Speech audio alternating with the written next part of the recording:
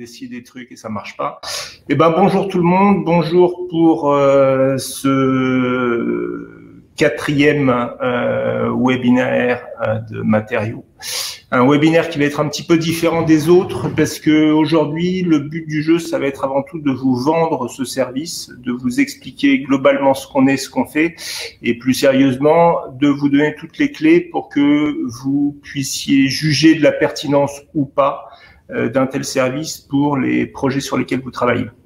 Donc, je vais avant tout essayer de vous expliquer tous les aspects de matériaux, et puis je vais essayer de faire en sorte que ce ne soit pas un vœu pieux.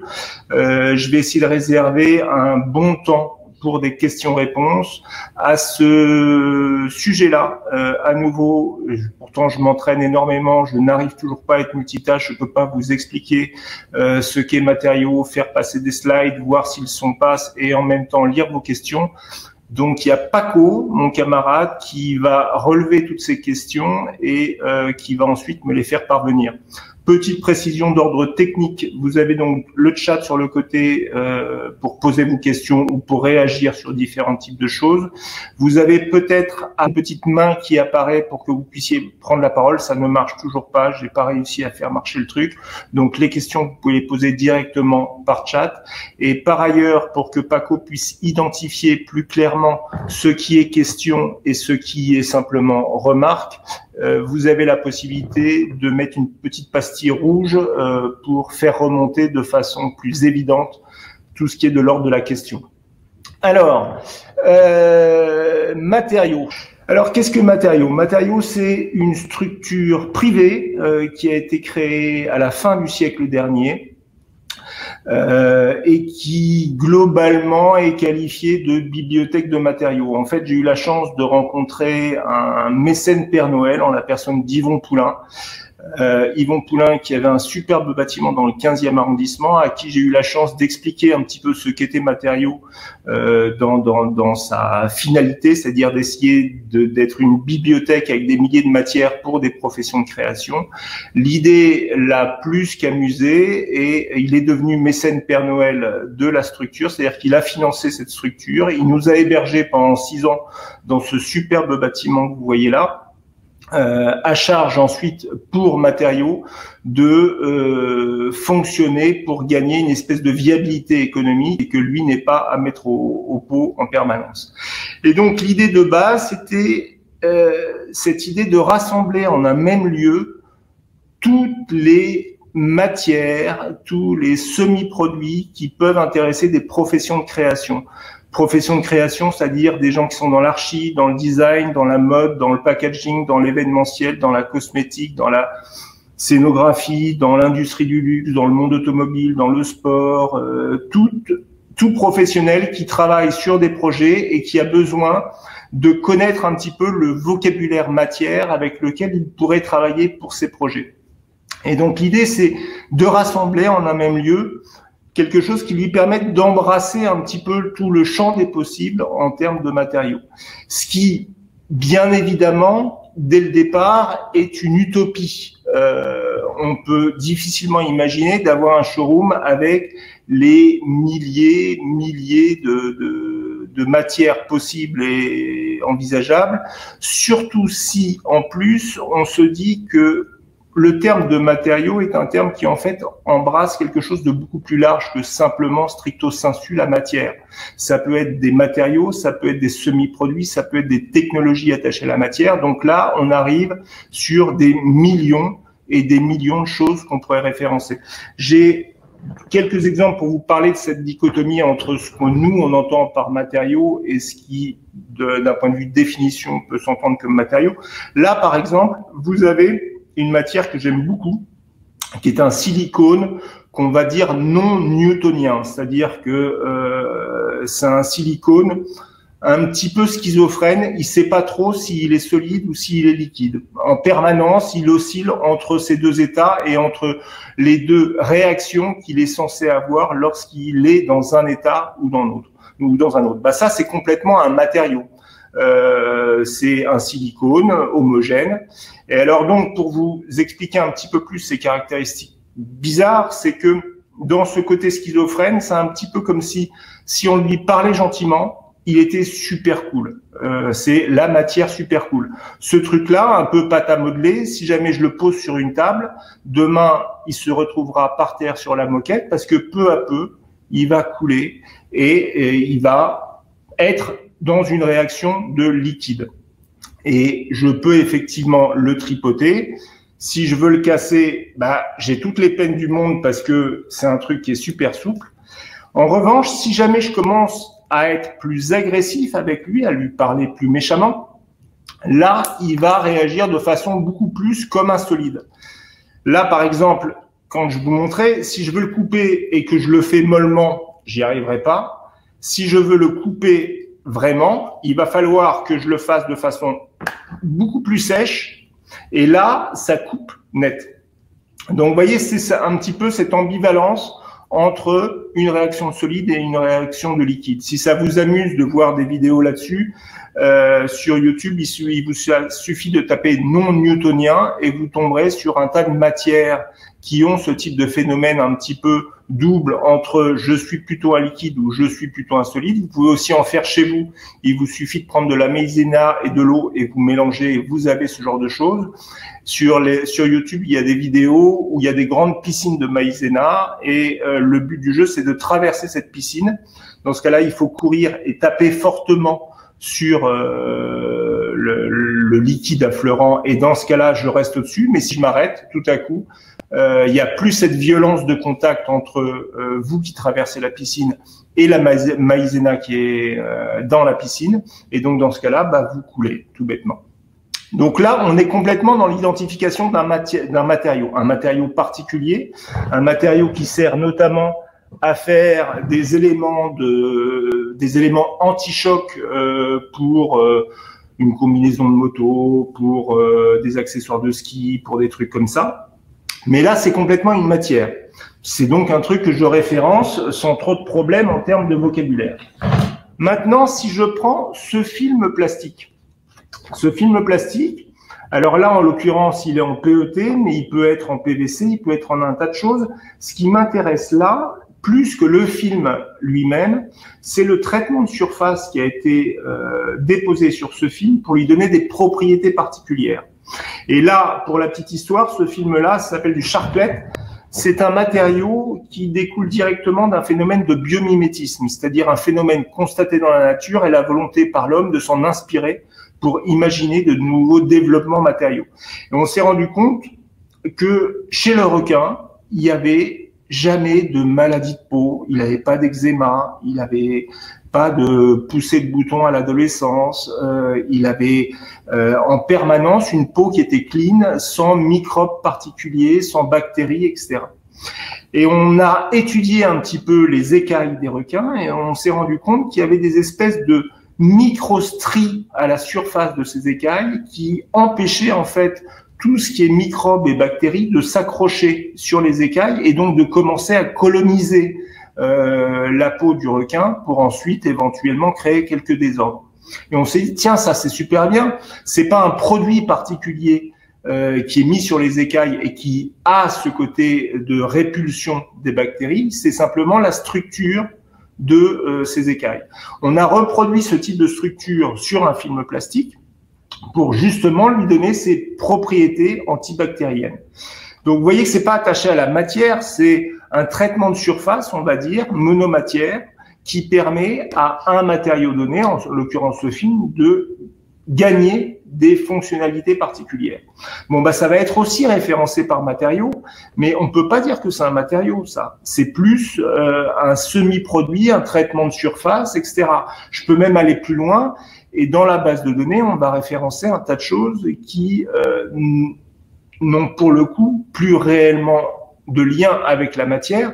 Par exemple, je peux transformer une table en une télécommande géante simplement parce que dans la pièce, j'aurais mis un petit micro qui va analyser de façon très très fine le son et qui va permettre, lorsque je tape à un endroit ou lorsque je tape à un autre, de faire le distinguo entre les deux impacts. Et donc, on peut décider à ce moment-là, par exemple, que ça déclenche de la musique ou que ça éteint la lumière. La table, vous comme moi, on aura l'impression que c'est la matière de cette table qui a cette singularité tactile qui fait que quand j'appuie dessus, il se passe un truc et quand j'appuie à un autre endroit, il se passe autre chose. Mais la table, elle peut être en bois, en solide surface, en métal, en verre, en ce que je veux. Je vais pouvoir créer ce phénomène par une analyse de l'onde sonore. On n'est plus dans la matière, on est dans une technologie totalement particulière et néanmoins, c'est quelque chose que Matériaux va référencer parce qu'il est évident que ça peut intéresser quelqu'un qui est dans la PLV et qui veut rendre un mobilier PLV interactif, qui est dans l'automobile et qui veut pouvoir amener des fonctions à son tableau de bord sans nécessiter l'intégration de trucs électroniques complexes, etc. On peut imaginer un tas de choses à partir de là. Donc tout ça pour vous dire que lorsqu'on parle des matériaux qu'on référence, ça dépasse très largement la matière pour aller vers un tas de choses qui sont en lien avec la matière et en lien avec les besoins d'information que peuvent avoir les utilisateurs du service. Donc on voit à partir de ce moment-là que c'est effectivement une utopie folle que l'idée de référencer ces milliers de matières. Donc on a un postulat de départ, c'est que à Matériaux, on ne va pas tout référencer de façon exhaustive, mais on va référencer des matières à partir du moment où elles sont, ce que je vais dire, singuliers, atypiques, innovants, moutons à 5 pattes, trucs bizarroïdes, etc. Donc on va s'arrêter sur des matériaux à partir du moment où en fait on a quelque chose à dire de particulier là-dessus. Si je rencontre quelqu'un qui fait du contreplaqué, du CP de base, en 18 d'épaisseur, avec de l'oukoumé, quelque chose de tout à fait classique. Cette matière est très intéressante, mais moi, je ne vais pas l'intégrer dans la base de données parce que je n'ai rien de particulier à dire sur ce panneau. En revanche, si le fabricant qui fait ces panneaux, eh ben, c'est un panneau qui, en même temps, quand j'appuie dessus, il fait poète-poète, là, je suis face à une singularité, donc là, je vais référencer cet élément. Quelqu'un qui fait de la moquette de chez Moquette ne m'intéressera pas, même si elle est très belle. En revanche, le seul producteur au monde qui fait de la moquette à partir de poils d'éléphant, même si la moquette ne tient pas le siège à roulette, même si elle sent mauvais, même si elle ne se fait qu'en gris, mais il se trouve que c'est le seul producteur de moquette à partir de poils d'éléphant au monde. Moi, ça m'intéresse de mettre l'information de côté dans la base de données pour que si quelqu'un cherche de la moquette à partir de poils d'éléphant, il ait la réponse à ça. Donc, vous voyez qu'il y a une espèce de frontière entre les choses qu'on référence et les choses qu'on ne référence pas. Frontière qui, pour le coup, s'affranchit de tout ce qui est question de tendance. C'est pas parce qu'un truc plaît aujourd'hui qu'on va l'intégrer dans la base de données. C'est pas notre propos que de référencer des choses parce que c'est à la mode. De même, je ne vais pas ne pas référencer un matériau parce que je ne vois pas potentiellement ce qu'on peut en faire. Je vais référencer un matériau à partir du moment où il est produit, commercialisé et à partir du moment où j'ai quelque chose à raconter dessus, même si je le trouve moche, même si potentiellement je ne vois pas a priori ce qu'on pourrait faire là-dessus. J'ai un exemple qui est à chaque fois assez parlant concernant finalement cette fonction de matériau. C'est des microsphères de verre. C'est en fait c'est une espèce de poudre très légère. Tellement légère que si je mets mon doigt dedans, je sens pas du tout la matière parce qu'elle est totalement évanescente autour de mon doigt. Et c'est un matériau qui sert, comme on le voit sur la photo là, c'est un matériau, ces microsphères de verre. Donc faut vraiment imaginer que c'est une enveloppe de verre avec rien à l'intérieur. Et c'est utilisé principalement dans le domaine de la plasturgie pour charger certaines résines polymères et changer les propriétés particulières de ces résines. Ça va les alléger, ça va les structurer, ça va éventuellement leur donner un brillant parce que c'est des espèces d'enveloppes en verre autour des microsphères. Enfin, ça va changer des caractéristiques de ces polymères. Et c'est 3M qui fabrique ça. Et 3M s'est rendu compte au bout de 3-4 ans qu'ils avaient 15% de ces microsphères de verre qui partaient dans des secteurs qui n'étaient pas du tout les secteurs qu'ils avaient envisagés, mais qui étaient la pisciculture. Ils avaient plein de fermes piscicoles qui donc élèvent dans des grands bassins des truites, des saumons d'élevage. Et ben, ces fermes piscicoles commandaient des kilos et des kilos de microsphères de verre et les gars de chez 3M se sont dit mais ça sert à quoi de nous commander ces microsphères qui servent à la plasturgie? Et en fait, ils ont été voir un de leurs clients piscicoles et le client leur a dit, écoutez, cette microsphère de verre, ça m'est très utile parce que vous voyez ces grands bassins dans lesquels j'élève des truites et des saumons. Ben, ces grands bassins, tous les 3 mois, je suis obligé de les vider et de les nettoyer parce que peu à peu, l'eau qui est à l'intérieur du bassin est devenue impropre à la vie du poisson. J'ai un taux de mortalité qui augmente, c'est pas bon pour le business.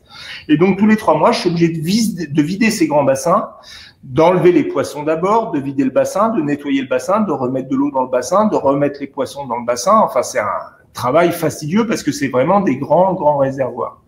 Et je me suis rendu compte qu'en mettant un petit peu de microsphère de verre dans la nourriture des poissons, ces microsphères de verre qui sont des espèces de bulles d'air enveloppées de verre, dans la nourriture des poissons, ça permet d'alléger tout ce qui est déjection des poissons. Et à partir de ce moment-là, les déjections, plutôt que de tomber au fond du bassin, elles vont flotter à la surface. Ben moi, ça me permet d'enlever en fait tout ce qui est impureté et déjection simplement en raclant le haut du bassin, plutôt que de vider le bassin, ce qui est nettement plus facile. Et donc, ces microsphères de verre, dans la pisciculture, ça sert à alléger le caca des poissons. Le caca flotte et ensuite je racle par le haut pour ne pas finalement devoir vider le bassin pour élever ces poissons. Alors ça peut faire peur concernant la filière agroalimentaire et ce qu'on va finalement retrouver dans l'assiette, mais moi j'aime beaucoup cet exemple parce que ça montre à quel point la logique de matériaux, qui est une logique de décloisonnement, c'est-à-dire de référencer tout type de matière et venant de tous origine, a un sens, parce qu'il est évident que les gens de chez 3M, quand ils ont développé ces microsphères de verre pour la plasturgie, ils se sont pas dit dans leur bureau, ah mais tiens, il n'y aurait pas un besoin dans la pisciculture d'alléger un petit peu le popo des poissons pour que ça flotte à la surface. Non, ils peuvent pas imaginer ça. De même, quand Matériaux référence ce genre de choses, on n'a pas plus de talent que 3M pour imaginer des développements éventuels, potentiels de ce type de matière dans d'autres domaines que le domaine initial. Mais notre fonction, c'est presque plus une fonction déclarative, c'est-à-dire que notre rôle, c'est de dire à tous nos membres, qu'ils soient dans l'architecture, dans l'automobile, dans la cosmétique, dans le packaging, dans ceci, dans cela, etc., c'est de leur dire, youhou, regardez, ça existe, alors c'est de la microsphère de verre, c'est super léger, si je mets mon doigt dedans, je le sens pas, c'est 3M qui fait ça, ça sert généralement à ça, etc. De leur donner toutes les informations qu'on a et que chacun, dans son coin, sur ses projets propres, avec ses idées propres, se dise de temps à autre, ah tiens, ça m'intéresse vachement parce que pour mon projet qui n'a rien à voir avec la plasturgie ou qui n'a rien à voir ceci avec cela, ça m'intéresse vachement. Donc, c'est tout l'objet de Matériaux que de jouer sur cette logique de décloisonnement. Notre but, c'est de vous permettre d'avoir accès à un vocabulaire beaucoup plus large concernant les matériaux, de vous ouvrir les chakras, d'amener de l'air un petit peu là-dedans, de vous faire rencontrer des matières improbables et que, à partir de ça, vous rebondissiez sur tel ou tel type de choses. Autre exemple que je donne aussi et qui, à mon sens, est très parlant, c'est le formica. Le formica que tout le monde connaît, qui est utilisé aujourd'hui à 95% dans l'ameublement pour faire de la couverture de mobilier. C'est un truc qui est super costaud, c'est un truc qu'on peut lui donner un tas d'aspects très particuliers. Eh ben, ce formica n'a pas du tout, au départ, été créé pour une application dans l'univers du mobilier. C'était pendant la Première Guerre mondiale, en 1916 ou en 1917. Donc, il y avait la guerre, mais il y avait aussi explosion de l'industrie électrique. Et il y avait besoin, dans l'industrie électrique, notamment pour les tableaux d'isolation électrique, il y avait besoin d'avoir des éléments qui étaient des feuilles de mica, c'est ce genre de choses-là. Ces feuilles de mica qui sont des pierres, c'est des pierres lamellaires qui sont coupées de façon très fine et qui sont un très bon isolant. Et donc, entre les différentes cosses des tableaux électriques, vous aviez des espèces de parois qui étaient faites avec ce type de matériaux. Donc, c'est une pierre. Et alors, je ne sais pas si vous voyez, mais c'est assez beau en plus. Bah, c'est du mica, quoi. Donc, c'est très, très fin parce que ça peut se découper de façon très, très fine. Et ces trucs-là étaient avant tout employés dans l'industrie électrique pour faire des éléments isolants. Sauf que c'est relativement fragile. Sauf que aussi, comme c'est un produit naturel, il n'est pas standardisé. De temps à autre, il pouvait y avoir des trous, des machins, des bidules. Ça se découpe pas super facilement. Ça coûte assez cher, etc.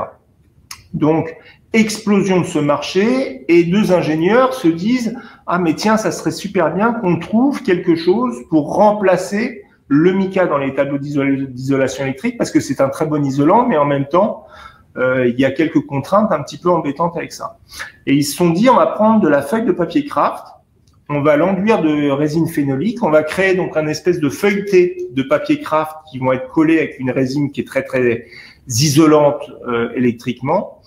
Et on va développer donc un produit qui aura les mêmes qualités d'isolation électrique que le mica, mais qui sera beaucoup plus standardisé, beaucoup moins cher, beaucoup plus costaud, qu'on pourra faire dans différents types de dimensions, enfin, beaucoup moins de contraintes avec ce truc-là. Et donc, ils ont développé cette alternative au mica, ils ont créé leur structure et ils se sont dit, bah tiens, c'est pour remplacer le mica, on va donc l'appeler Fort Mica, pour remplacer le mica.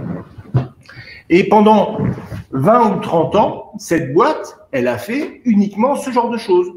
Pour le domaine électrique, pour l'électronique ensuite, tous les panneaux sur lesquels on vient afficher les puces, c'est fait avec ce type de construction par feuille de papier craft. Et puis un jour, un des designers s'est dit, mais attendez, si on met un film papier décor dessus, on pourrait faire un revêtement pour du mobilier qui serait très très costaud, puisque c'est déjà au départ un produit qui est très très costaud. Et donc, ils se sont dit, bah ouais, tentons le truc. Ils ont mis un film de couleur dessus. Et puis, ils ont développé une gamme pour le mobilier. Et aujourd'hui, ça représente 95% des utilisations du Formica.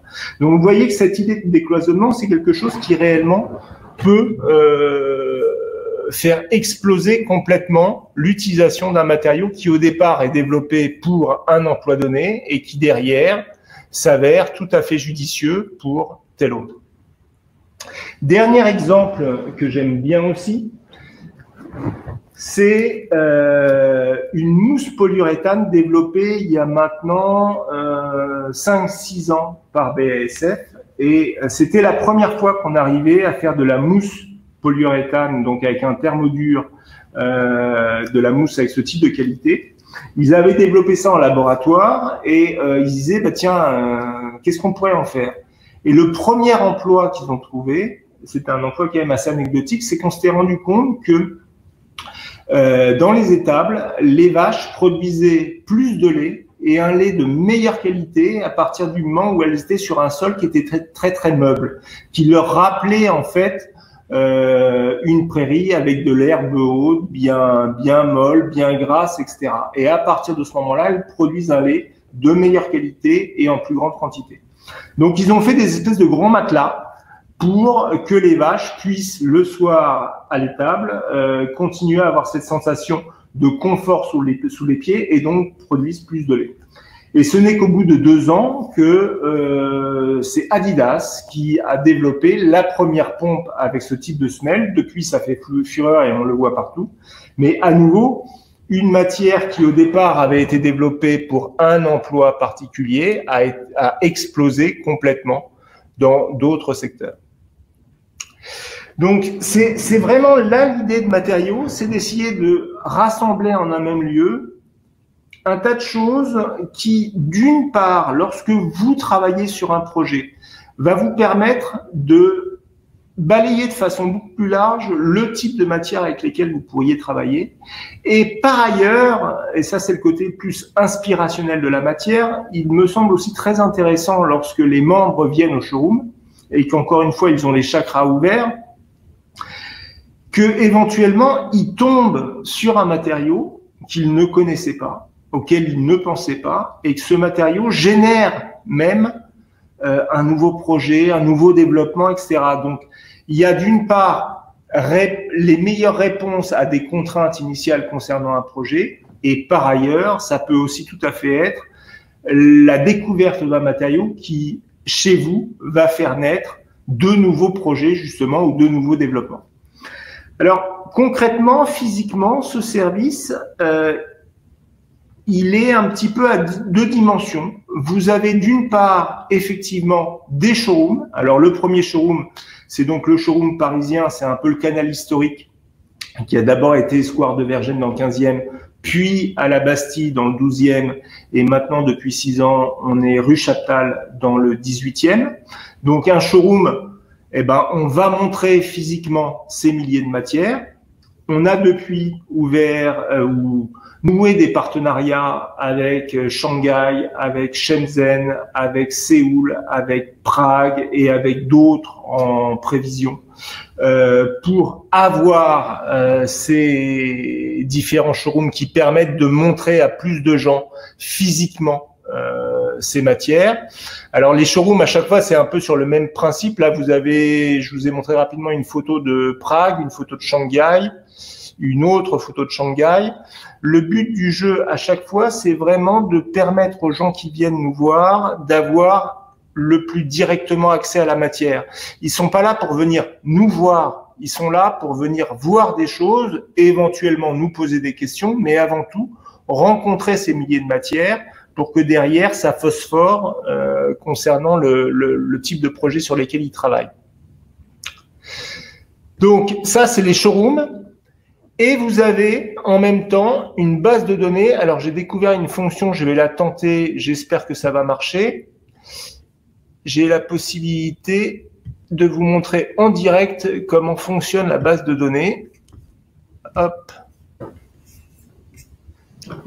Donc, lorsque je suis membre, je peux accéder directement à la base de données à partir de n'importe quel ordinateur. C'est pas attaché à une adresse IP, c'est simplement votre adresse mail et le mot de passe que vous avez choisi. Et vous arrivez avant tout sur des milliers de fiches qui sont donc des fiches sur les milliers de matériaux qu'on a référencés.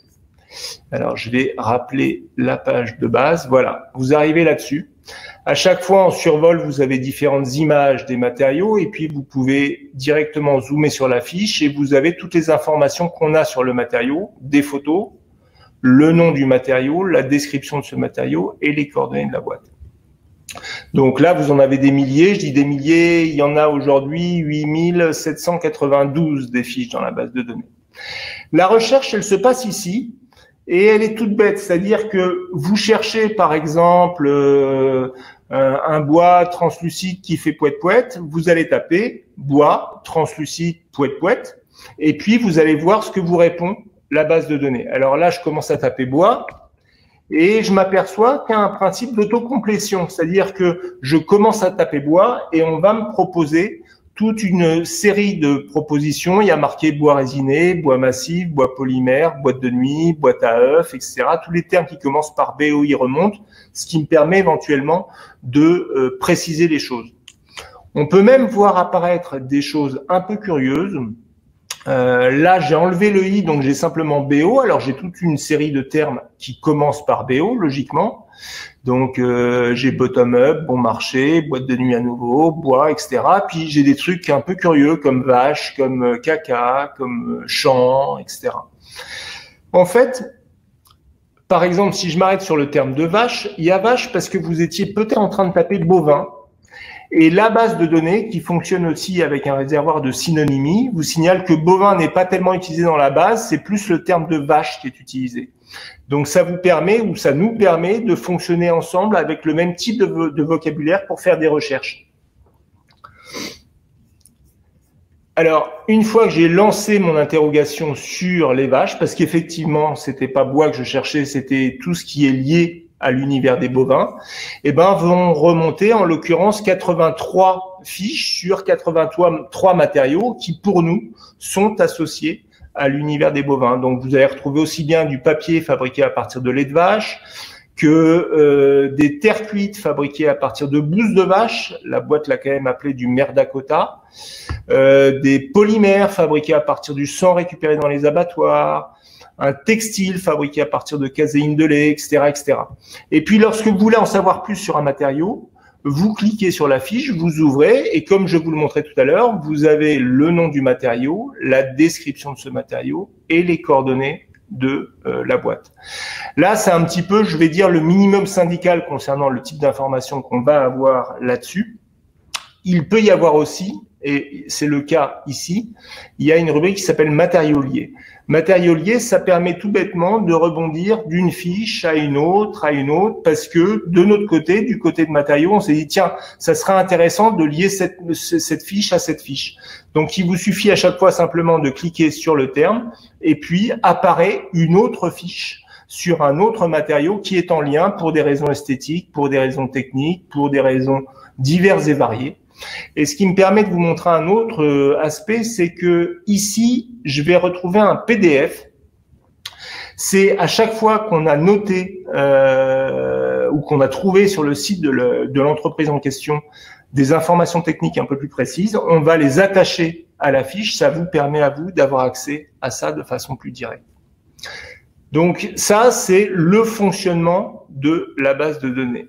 Je reviens ici. Là, je vous ai montré globalement comment fonctionnait Matériaux, quel était le but et quelle était la frontière entre les choses qu'on référence et qu'on référence pas. Maintenant, d'un point de vue économique, la logique voudrait au départ, et je le constate à chaque fois qu'on reçoit des gens, qu'est-ce qu'on fait ici? On va faire la promotion de milliers d'industriels qui proposent ces milliers de matières singulières. Donc, il est totalement légitime de se dire au départ, tiens, Matériaux fait la promotion de ces milliers de matières, donc Matériaux est financé par ces milliers d'industriels qui sont référencés. Effectivement, puisque telle boîte qui, au départ, a développé ce matériau pour une application bien précise, on leur propose d'ouvrir le champ et éventuellement d'être utilisé dans l'automobile, dans l'architecture, dans ceci, dans cela, il serait assez logique qu'on soit en partie, en tout cas, financé par ce biais-là. Sauf que il nous semble essentiel de préserver une totale, une complète indépendance par rapport aux industriels, pour un tas de raisons. La première, c'est que il nous semble essentiel de préserver notre liberté complète de choix d'intégrer tel ou tel type de truc.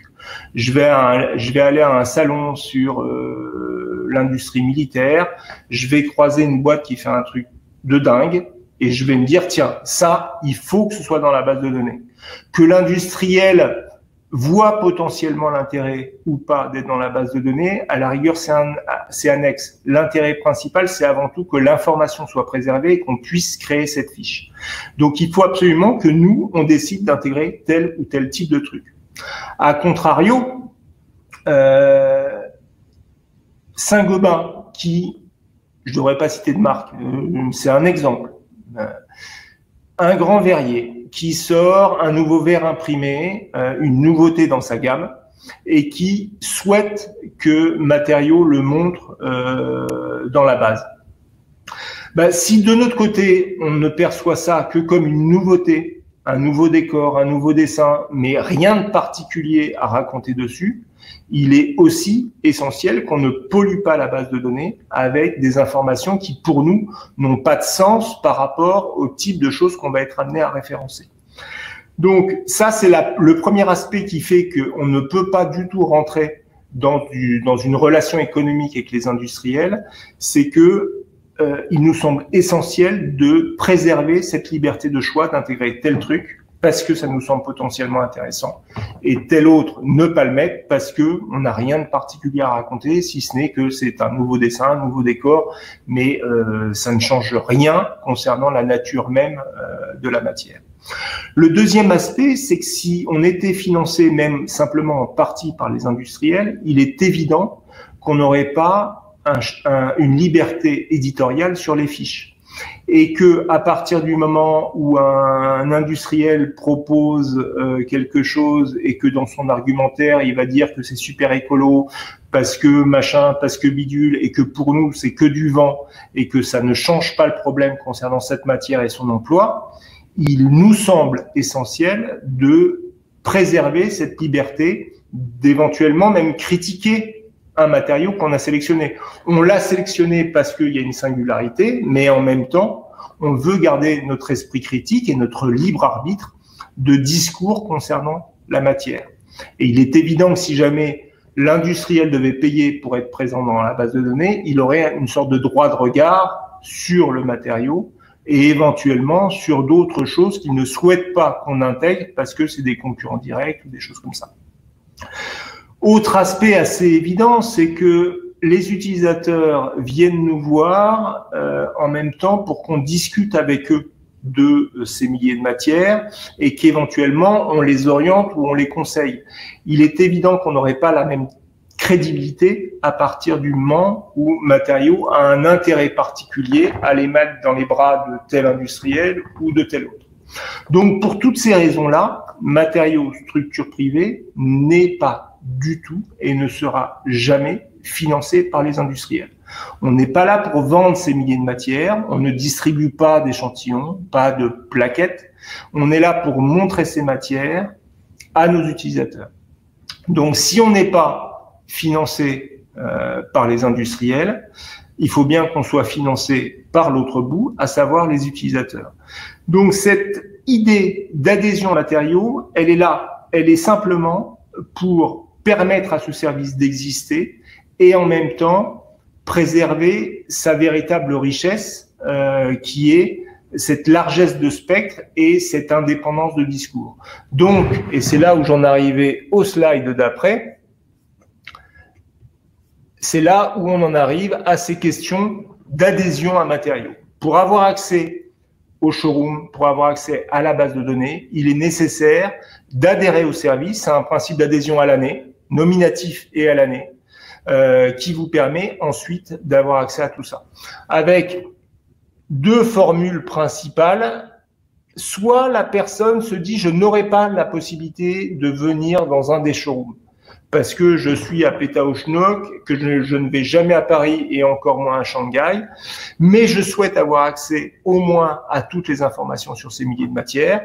Dans ce cas-là, j'adhère à Matériaux pour 210 € par an et j'ai accès à toute l'information sur la base de données.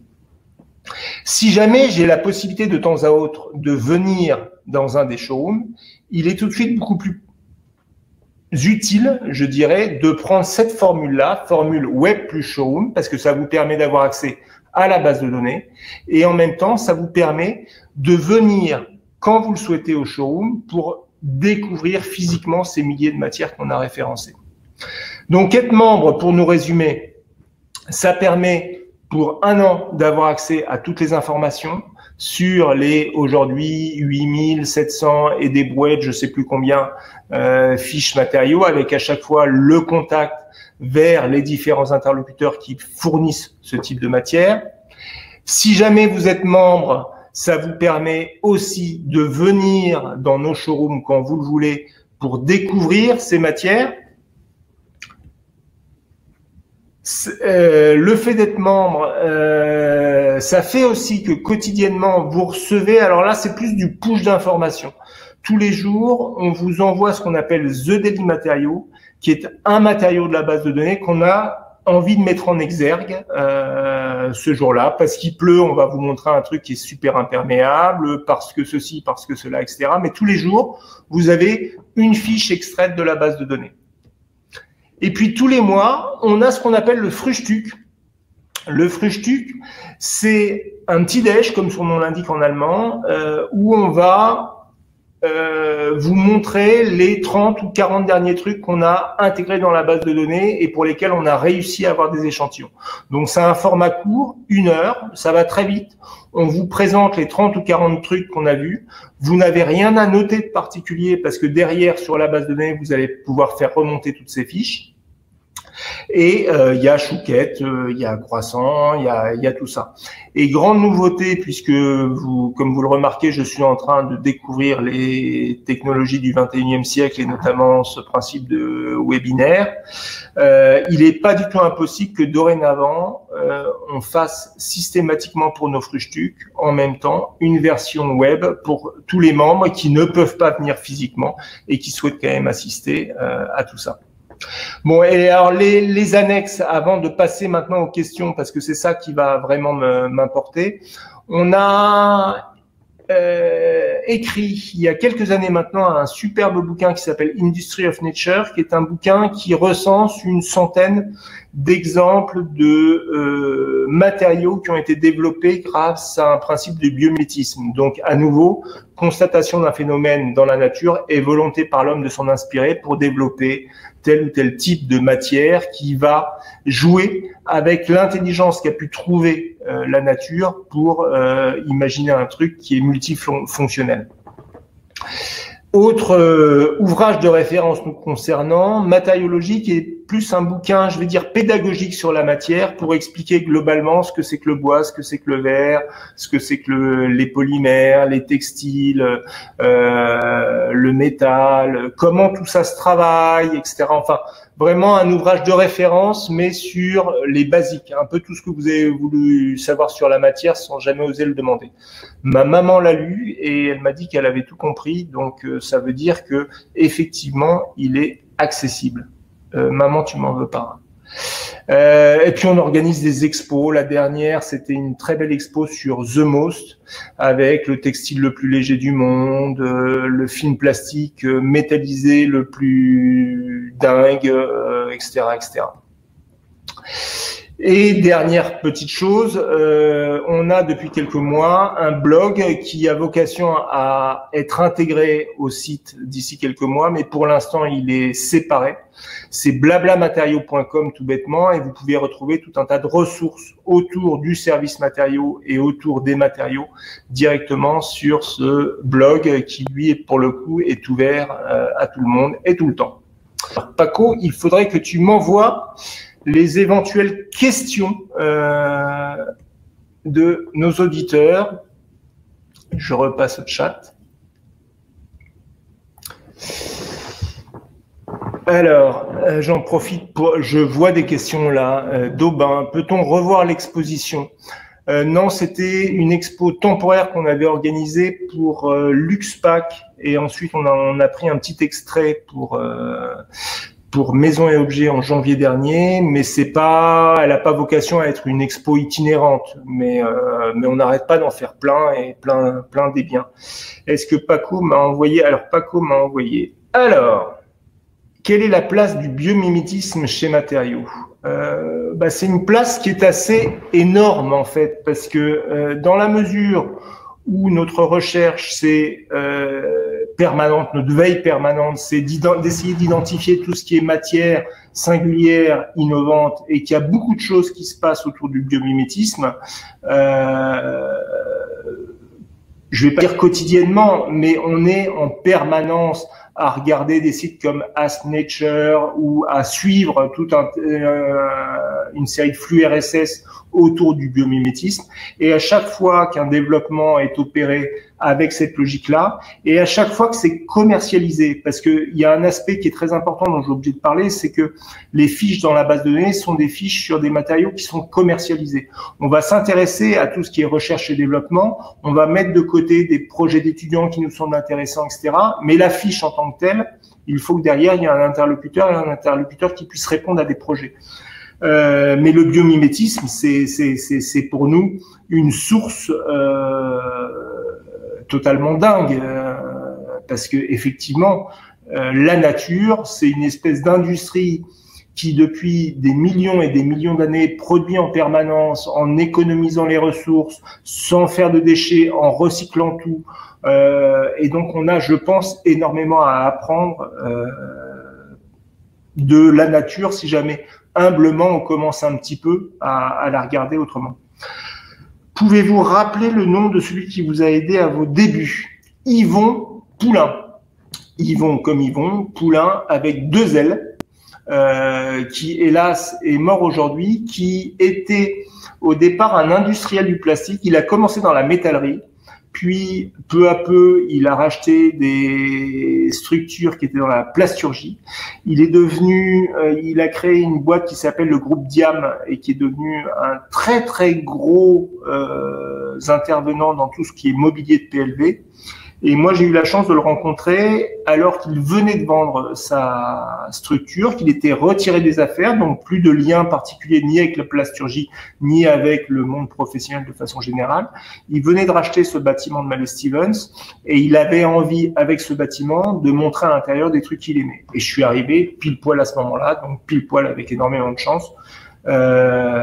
Et c'était vraiment assez magique. Quelle est votre démarche de recherche de matériaux? C'est Aubin, à nouveau, qui me pose la question. Je suppose que votre question, c'est comment est-ce qu'on cherche ces milliers de matières qu'on est amené ensuite à créer dans la base? Ben, en fait, beaucoup de salons techniques, beaucoup de salons qui n'ont rien à voir avec les professions de création. Donc, c'est pas des salons comme Batimat, comme Maison et Objets, ou ce genre de choses qui vont particulièrement nous intéresser, ou le salon du meuble de Milan. C'est beaucoup plus des salons comme Kunststoff, qui veut dire, comme chacun sait, polymère en allemand, qui est un gros salon sur les polymères qui se passe tous les 2 ans à Düsseldorf, ou alors Textile, ou alors Millipol, qui est un salon super glauque sur le militaire et la protection civile, mais extra riche en termes d'innovation matière. Donc, beaucoup de salons. Et à chaque fois, on va se faire la travée A, la travée B, la travée C, parce que on ne sait pas ce qu'on cherche, on ne sait pas ce qu'on va trouver. Donc, il faut vraiment balayer les choses et puis essayer d'identifier les trucs singuliers qu'on va vouloir référencer. Beaucoup de flux RSS aussi auxquels on est abonné et quotidiennement, personnellement, je reçois des centaines de flux RSS et je passe ça au tamis pour mettre de côté tous les trucs qui potentiellement m'intéressent. Ça peut être des questions des membres aussi, des questions des membres sur une matière particulière existante qu'on n'a pas intégrée, qui nous semble intéressante. Ben, on va rechercher pour le membre et en même temps derrière, on va nourrir la base. À nouveau, personnellement, je suis un petit peu malade de tout ça, donc je peux me balader le soir dans la rue et puis voir un truc que je connais pas et ça va m'énerver tant que j'ai pas tiré la ficelle et tant que j'ai pas identifié qui fait ça. Donc c'est partout, tout le temps, en permanence, à créer des fiches, à en tuer aussi parce que de temps à autre, bah, le truc se fait plus ou le truc ne nous semble plus intéressant. Donc c'est vraiment ça notre quotidien, c'est du travail sur la base pour l'enrichir, pour la compléter, etc. Vous faut-il l'autorisation des industriels pour les intégrer à votre base de données? Écoutez, c'est Sébastien qui demande, donc a priori, je ne pense pas. Ce qu'il se passe à chaque fois, c'est que je vais croiser un industriel à un salon où je vais tomber sur un article d'un industriel et je vais me dire tiens, ça m'intéresse, je vais créer la fiche. Je vais aller sur le site de la boîte et reprendre les informations que j'ai pu trouver sur ce matériau. Je vais créer la fiche, je vais la lui soumettre en lui disant voilà, on a créé une fiche sur tel matériau de chez vous. Est-ce que vous pouvez me dire si on dit des bêtises? Est-ce qu'il y a des compléments qui vous semblent intéressants? Dans 95% des cas, je n'ai aucune réponse. Donc la fiche, elle existe avec les informations qu'on a réussi à récupérer qui nous semblent pertinentes et je n'ai aucune information de la part de l'industriel. Et puis, de temps à autre, j'ai quand même une réponse de l'industriel. Et alors, parfois, il va me filer un baratin en me disant non, c'est ça qu'il faut mettre, qui est le discours commercial. Et donc là, je lui explique non, on met ce qu'on souhaite mettre, ce qu'on souhaiterait vérifier avec vous, c'est qu'on ne dit pas de bêtises. Et derrière, soit ils comprennent parce qu'ils voient bien que c'est une promotion gratuite, soit ils ne comprennent pas et ils nous disent non, vous mettez ce qu'on vous a dit de mettre. On leur dit non, soit on supprime la fiche parce que vous ne voulez pas qu'on mette ce qu'on raconte dessus, soit on la laisse, mais avec notre discours propre. Et donc, très franchement, sur les 9000 fiches de la base de données, je dois avoir 5 ou 6 boîtes qui m'ont dit non, non, vous supprimez, on ne veut pas. Ce que je ne comprends pas parce que ce qu'on reprend comme information, c'est ce qu'il y a sur leur site. S'ils ne croient pas à l'intérêt de matériaux, ça ne leur coûte rien. Donc, c'est simplement une visibilité supplémentaire et ça va pas plus loin. Mais bon, voilà, globalement, nos relations avec les industriels, c'est des relations qui sont pas évidentes parce que ils pensent souvent qu'on leur est redevable, mais je ne sais pas de quoi, puisqu'on fait la promotion gratuite de tout ça. Et une fois qu'ils ont compris, ça commence à aller un petit peu mieux. Mais encore faut-il qu'ils nous répondent.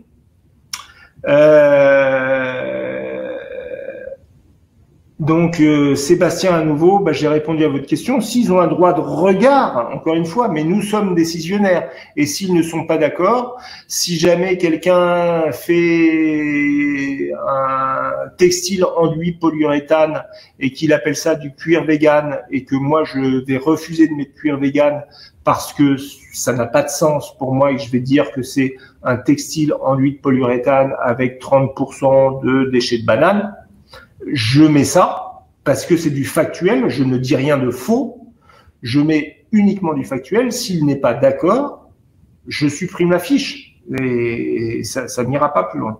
Françoise, êtes-vous sollicité par les laboratoires de recherche des industriels pour ouvrir les champs de leur trouvaille? Très peu. J'aimerais beaucoup, je vais vous dire, j'aimerais beaucoup que les industriels, de façon générale, nous proposent des choses. Ils font ça pour tel ou tel emploi, et puis ils disent ah tiens, je vais le proposer à Matériaux, ça peut peut-être les intéresser. Mais la plupart du temps, c'est vraiment dans l'autre sens que ça se passe. Nous allons trouver des trucs et nous allons ensuite harceler les industriels pour obtenir des éléments de leur part. Thomas, que faites-vous des matériaux qui ne sont plus commercialisés par les industriels? Vous les conservez? Alors, on a à la cave plusieurs cartons qu'on appelle des cimetières à éléphants, où on a gardé des trucs parce qu'on les trouvait super chouettes, mais effectivement, on ne souhaite plus les montrer au showroom parce que un membre qui passerait et s'arrêterait là-dessus, on devrait lui dire, bah oui, c'était vachement bien, mais ça ne se fait plus. Donc, on garde certaines choses parce que historiquement, ça nous fait mal de nous en séparer. Et puis sinon, pour des choses un peu plus classiques ou avec lesquelles on est moins attaché, on les jette. Ou alors, de temps à autre, on organise aussi avec des étudiants une espèce de foire-fouille où on a mis de côté des dizaines de trucs qui ne nous servent plus et on leur propose de venir les prendre. Votre base de données a-t-elle été développée sur mesure pour vous? Oui, elle a été développée sur mesure pour nous, avec un cahier des charges assez précis concernant le mode de recherche, concernant les différentes aspirations qu'on avait. Et puis ensuite, ça a été un gros boulot de notre côté et du côté de la structure qui l'a montée pour arriver à faire un truc à notre main. Et c'est une structure, vous avez ses coordonnées directement sur le site, ça sera peut-être plus simple. Et si vous avez des questions complémentaires, vous m'envoyez un mail et je serai ravi de vous réorienter vers eux. Faites-vous une mini-enquête sur les matériaux avant de les référencer? Non. On n'est pas laboratoire d'analyse. À partir du moment où un industriel nous dit il n'y a pas de COV dans nos panneaux, on va marquer qu'il n'y a pas de COV dans les panneaux. On ne fait pas d'enquête à proprement parler. En revanche, on va faire très attention au discours qui est tenu par l'industriel et on ne va s'arrêter que sur des choses qui sont factuelles. Encore une fois, les choses déclaratives et qui font pas avancer le schmilblick, on va les évacuer. Mais on n'a hélas absolument pas le loisir de gratter les choses. On a encore une fois 9000 fiches dans la base de données avec des mises à jour permanentes, etc. Donc, on n'a pas les capacités pour réellement analyser les informations données, mais on part du principe de bonne foi, mais on évite toute la couche marketing qui est dessus. Avez-vous une base de données sur les papiers magnétiques? On a plein de papiers magnétiques ou qui jouent avec le magnétisme dans la base de données. Donc, on n'a pas une base de données sûre, mais dans la base de données, vous allez retrouver un tas de choses qui sont liées au magnétisme, un tas de choses qui sont liées à la photosensibilité, qui était l'autre partie de votre question, etc. Enfin, ça fait partie des singularités qu'on peut faire remonter. Alors, combien d'adhérents avez-vous? On a en France un peu plus de 2000 membres qui sont pour le coup qui appartiennent à tout type de structures, des toutes petites structures unipersonnelles, des grands groupes internationaux. Et tout type de secteur aussi. Et ça me ravit parce que j'avais peur que Matériaux soit perçu avant tout comme un service pour des archis intérieurs. Et notre propos, c'est vraiment justement de ne s'adresser à personne en particulier. Donc, on a vraiment tout type de secteur, tout type de taille d'entreprise. Travaillez-vous avec des ingénieurs qui réfléchissent, expérimentent, inventent des procédés pour recycler le plastique? On discute avec plein de gens, et notamment beaucoup d'ingénieurs. Mais là, c'est plus dans la partie, si vous voulez, d'une part, on va référencer des industriels qui produisent des choses qui nous semblent dignes d'intérêt pour la base de données. Et par ailleurs, on est ravi d'organiser des conférences, de discuter directement avec des gens qui sont dans des secteurs qui peuvent être la pisciculture, comme la plasturgie, comme le travail du bois, comme ceci, comme cela, pour qu'ils nous apprennent des choses et qu'on échange sur l'état de l'art concernant ces différents secteurs. Est-ce que j'ai d'autres questions, Paco? Paco, autre question. Est-ce que j'ai d'autres questions là? Je regarde. Est-ce que vous embauchez? Alors, on embauche si jamais, après ce webinaire, tous vous adhérez. Parce que très honnêtement, on a du boulot pour 10 personnes sans aucun problème. Je vous ai expliqué le principe un peu tricky du financement de Matériaux. Matériaux ne peut embaucher qu'à partir du moment où il engrange des adhésions. Donc, plus vous serez nombreux à adhérer, plus on sera nombreux à faire les zigotos et à essayer d'identifier des trucs et à enrichir la base et à faire des belles photos et à essayer de nourrir l'outil. Pouvez-vous recommander des matériaux pour un projet précis? Ça me gêne toujours un petit peu parce que je ne suis pas, moi, un expert matériaux. J'ai pas la prétention de vous dire que je suis un cadre dans les textiles techniques, dans le papier carton, dans le bois et dérivés du bois, dans les polymères, dans les matériaux composites, dans les produits métalliques, dans les produits verriers, etc. Surtout si on sait que derrière, on va me poser une question pour l'architecture, pour le packaging, pour le monde automobile, etc. Donc, qui suis-je pour commencer à donner des conseils? On adopte beaucoup plus une logique un peu à la Confucius, à savoir si ton voisin a faim, ne lui donne pas à manger, apprends-lui à pêcher. On essaie de bâtir une base de données la plus complète, la plus riche, la plus intuitive possible. Et ensuite, on se propose de vous donner les clés de l'outil. Ça veut dire que vous, qui êtes dans votre projet, conscient de vos contraintes, vous avez via la base de données la possibilité d'extraire les choses qui vous semblent les plus pertinentes, ce qui n'interdit en rien de nous poser des questions, mais pas de venir avec la liste de courses en disant voilà, mon projet c'est ça, qu'est-ce que je dois mettre, mais beaucoup plus, mon projet, voilà à quoi il ressemble, moi j'ai pensé à ça, à ça, à ça, est-ce que vous voyez d'autres choses? Parce qu'il est évident qu'on baigne dedans et qu'éventuellement on va faire des rebonds que vous n'avez pas fait. Mais je suis toujours très frileux à l'idée qu'on vienne me voir pour que je sois l'expert. Mais en revanche, on discute avec nous des trucs et qu'éventuellement et humblement, on pense nous aussi à d'autres trucs, ça peut être fécond. Donc, c'est un petit peu... Alors, où vous contactez pour un stage? Mail, classique. Vous nous envoyez votre classique CV, votre classique lettre de motivation en évitant le « je saurais apporter à votre entreprise patati patata », mais vraiment plus en nous expliquant ce qui vous intéresse dans l'idée d'un stage à Matériaux. Il est largement l'heure. Écoutez, je vous souhaite un très bel après-midi et je vous dis à bientôt. Je ne sais pas quand on organisera à nouveau ça, mais je vous propose de vous tenir au courant dans la mesure où vous êtes inscrit pour suivre celui d'aujourd'hui. Je vous dis donc très bel après-midi et à très bientôt tout le monde.